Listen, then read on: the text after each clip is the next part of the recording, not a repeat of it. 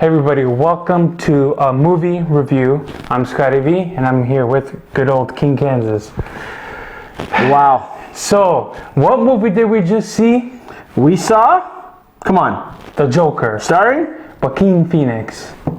Unbelievable. Holy crap. Literally, Scotty. Like, what the hell did we walk into and what the hell did we walk out of? I was scared shitless when this movie started, because you've seen in the trailers with his laugh and other things, and holy crap. So like always, guys, on the Civil Canadians, we like to give you a quick non-spoiler review, and then we're going to spoil the hell out of it. We'll have a little spoiler alert somewhere across the screen to tell you we're ruining the movie for you. So if you guys want to find out why you should watch it or not watch it, just watch us and stay tuned. Okay, so what I'm going to basically say, guys, is holy cow, this is not your typical comic book movie in the sense. So whatever you heard, the controversy and stuff, it's all BS, to tell you the truth. It is. It is what it says it is. It's a person who's down on luck, society, and all that. It's a little bit dark, and you watch a person evolve into what we know now as the Joker. Right. It is unbelievable. Joaquin Phoenix's acting is phenomenal. He brings Arthur Fleck that he portrays. You've seen in the trailer. He's taking care of his mother. Things go bad, slowly, eventually. There's a lot of clowns. So if you're spooked out with clown faces and all that crap, this ain't the movie for you. No. The only bad thing I'm going to say for me, which kind of I almost walked out of the theater, the beginning starts off a little bit slow, and then it slowly gets you hooked. He hooked you in, basically, Joaquin Phoenix. Plot's amazing. The flow of it's slow, and then the last 20 minutes, boy, does it ever grab you by the throat. Yeah. You know, Scotty, not too much violence, not too much action, but when it does happen, it's crazy. It's brutal. It's brutal, ultra realistic. If that's the kind of movie you're looking forward to, then by all means, I highly recommend. As you recommend people to go see this? I recommend it. Even if you're a Joker fan or a Batman fan, you're gonna like it. You'll like it. You'll still like it. They do something in the film that kind of makes you appreciate this film even more, and maybe perhaps where it could fit in the DCU or not in the DCU, continuity, whatever you're kind of speak properly. Continuity. Yeah, it's done well, and like I said, you'll feel for the guy, and you're like, oh my god, I can't believe they did this, right? Yes. Kind of thing. But overall, I highly recommend. So that is your non-spoiler review. We highly recommend you getting your butts in the theater to go check it out. Now, spoiler alert, spoiler.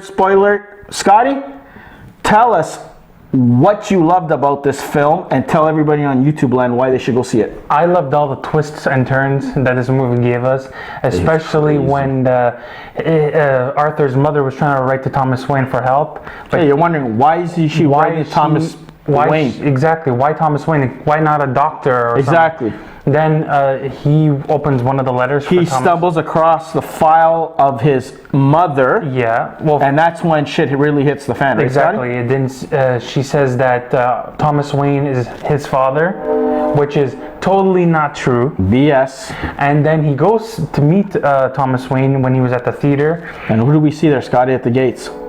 Who did we see? A young Bruce. Oh yes, a young Bruce Wayne was there, about 7'10", around there. I would say, yeah. And he was interacting with him, but Bruce never said a word. Nope, mum was the word, let's just say that. He was quiet. He was very quiet for Bruce Wayne. Yep. And I think Alfred came up, says... That looked like Alfred to me. Yeah. Or maybe it's someone before it was Alfred. Maybe. But he's like, oh, you're delusional, go home. Exactly, you don't know what you're talking about. So that's when he investigates from there. He goes, you know what? I can find out the truth. Who's lying? Is Thomas Wayne lying to me, or what they're telling me? Or is it his mother? And his mother in the meantime had a heart attack because she was getting stroke. She was getting questioned about something that he did earlier in the film. Exactly. You know, on the subway. And he found out that, well, first Thomas Wayne said, you're not my son. Exactly. Your mother's delusional. You were adopted. In the face pretty good, man. Yeah, he's at like... the play or theater or whatever thing he went to. Exactly. He's like, your mother played you. Yep. You were adopted. And he's like, yeah, whatever, Dad, blah, blah, blah. And then he went to the Arkham hospital. Yeah, crazy house. And then he got the files and realized that's where he discovered everything, the truth. He discovered everything his mom told him was a lie. And that was the turning point in his life, and he started to, I guess, right all the wrongs in his life. Exactly. And he's, well, the apartment scene alone, If you wanted to see violence, you got it in this movie. And his medication, his therapist was saying you're on 7 different medications. Yes. And that's what made him go crazy. Yes. So realistically, there was nothing wrong with him. No, it was what he was told, that he was sick, and he wasn't actually sick. He was chained, for God's sakes, to a radiator. And his mother allowed he was beating along with his mother. Like, it is pretty sad, dark film. You shouldn't take your kids to go see this, guys. Don't. It's so realistic, eh, Scotty? And the first half of the movie was a little bit slow. Yeah, I was ready to walk out of the theater. I'm not going to lie to you. The way he was acting and psycho and laughing out of nowhere. He drew you in. He scared that laugh, Scotty. Tell him about the. Oh my God, I'm getting goosebumps as we're. That laugh, like, he was uncontrollable, like, and creepy as hell. You couldn't control it. He was scary to the people around him. And he got beaten up a couple of times because of it. And then when he got off did he get beat up? Eh? Oh, he got beat up pretty good. You see the bruises on him and everything. But as soon as he left the medication, he started controlling his laugh. Exactly. Right. So that was a good thing they did on Joker. Oh my God! And the twist, like you said, Scotty, earlier, like we're watching this whole thing with his whole mother and stuff, and he has like a neighbor that he's kind of like falling for a little bit, I would say. But he imagined everything. You're like, what the hell? Yeah, what the hell is going on? Because we see him all of a sudden like going to her apartment, and she's startled. That's how we realized that it was all in his head. It was all in his head, yeah. This movie deals with a lot of mental illness, society as a whole, how people treat each other. Exactly. What did we learn, Scotty? Always be nice. No matter even if it's a crazy person that you might be dealing with, be nice, because it's that little short person, little people, I'm going to call them, because I don't know what the correct term is. He got spared because of it. Yes. And I'm telling you, you're thinking, this guy is really nuts. And of course, to be made fun of like he did. Robert De Niro was also on the show. He plays some talk show, kind of like Johnny Carson. Exactly. Like back in the day. Like Jimmy Kimmel now. One of those. Yeah, for you it's Jimmy, whatever. For me, it was Johnny Carson and stuff. That's kind of the way it got the vibe. It looks like it was set in the 70s, 80s, right? And when the Joker, you've seen the trailer, that Joker goes onto the TV show.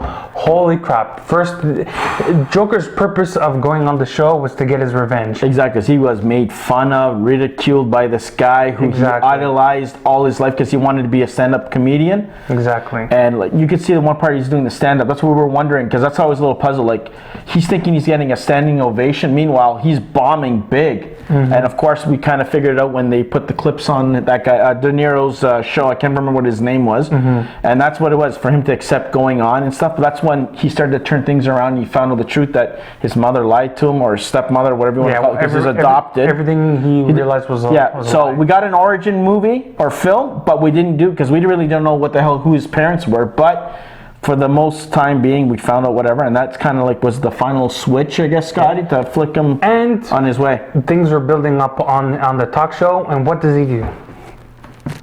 Pah! I'm telling you, I'm like, nah, they're not gonna do it. Not once. They're not gonna do it. Not once. And they did it. Not once, twice. Yeah. And you see the thing go down. Like I'm telling, the last 20 minutes of the movie, guys. So if you're looking for the Joker to appear first thing in the beginning of the movie, that's not happening. It happens in the last 20 minutes, right? I would say, Scotty? About so. Because I didn't have my watch on. You probably had a better idea. Yeah, so, and in the end, with the city's in chaos. Oh, that's what he didn't want it, but that's what brought him. That was his standing ovation at the end of it. He got his exactly. He got what he wanted. His life. Exactly. Got what he wanted. We get some more backstory on how Thomas Wayne and Martha Wayne died. Yes, that was kind of like a surprise. I didn't think they were going to go there, but they did either. But they say they're not going to tie this in, but they could. The way the movie ended, they could tie this into. You see the death of Martha and Thomas. And you know what? I'll tell you right now. The actor who played Thomas Wayne portrayed him as a douchebag, and he was a douchebag. Exactly. So he kind of got what he deserved the way he treated Arthur. But you could see where it ties up. Scotty, the only thing I thought it would have been the Joker who would do that, not some guy off the street. But I realized they didn't want to do it because Jack Nicholson already did that. Exactly. So they kind of leave it alone. They went separate. So overall, the performance from Joaquin Phoenix, amazing. Do we think it's Oscar caliber? No, Scotty? No, I don't think so. I don't think so. It's a hell of a performance. It's his best. I don't know. Would I go see it more than once? Probably not. Not until we buy the damn thing. But it's worth 100% to go see. Now, Scotty, before we go, what do you think this thing's going to make at the box office?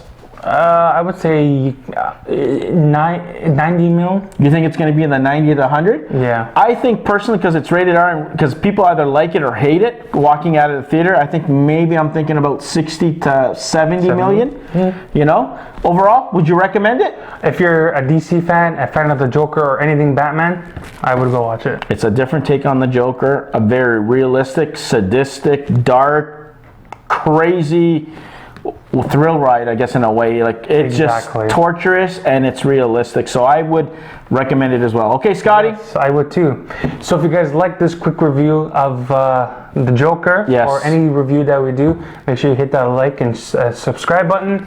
And then obviously check out our episode we dropped a couple of days ago. Yes. And then any other videos we post, guys, we're going to try our best to bring you as much Civil Canadians content as possible. Yes.